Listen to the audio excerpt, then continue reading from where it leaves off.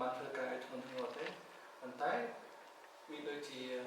ជាប់ខ្សែចង្កេះហ្នឹងហើយខ្ញុំឧស្សាហ៍ទៅកន្លែងម៉ាស្សាជាច្រើនកន្លែងដែរប៉ុន្តែការដែលខ្ញុំទៅម៉ាស្សាហ្នឹងបានធូរតែរយៈពេលតែ1ថ្ងៃ2ថ្ងៃបន្ទាប់ពី1ថ្ងៃក្រោយមកក៏មានភាពឈឺឡើងវិញបាទអញ្ចឹងនៅពេលដែលខ្ញុំមកកន្លែងលោកគ្រូបានធ្វើការសរួរសរសៃចង្កេះដល់ខ្ញុំបាទហ្នឹងគឺខ្ញុំមានអារម្មណ៍ធូរច្រើនបាទជាការប្រគល់ធូរច្រើនតែម្ដងបាទបើសិនជាបងប្អូន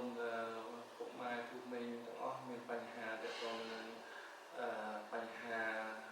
ឈឺសំណាក់ដៃសំណាក់ជើងឬក៏ឈឺសរសៃចង្កេះឬក៏ចុករយស្មាដៃជើងអីសូមអញ្ជើញពុកម៉ែបងប្អូនទូមីងទាំងអស់មកជួបគ្រូផ្ទាល់បាទដែលគាត់មានឯកទេសខាងផ្នែកជាបាទជារបស់ខ្ញុំបាទ